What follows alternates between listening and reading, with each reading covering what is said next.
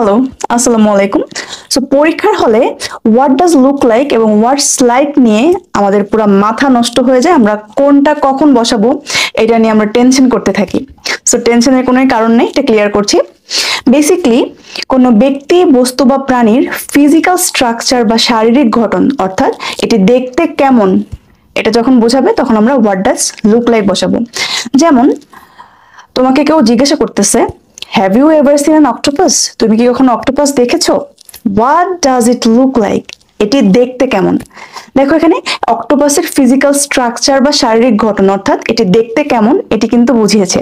So কোনো ব্যক্তি, বস্তু বা প্রাণীর ফিজিক্যাল স্ট্রাকচার বা শারীরিক গঠন যখন বোঝাবে তখন আমরা হোয়াট ডাজ লুক লাইক বসাবো।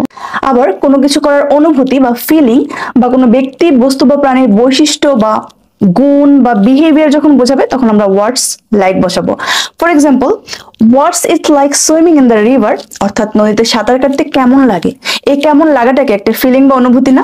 সো কোনো কিছু করার অনুভূতি, কোনো ব্যক্তি, বস্তু বা প্রাণীর বৈশিষ্ট্য বা গুণ বা বিহেভিয়ার যখন বোঝাবে তখন আমরা হোয়াটস লাইক বসাবো।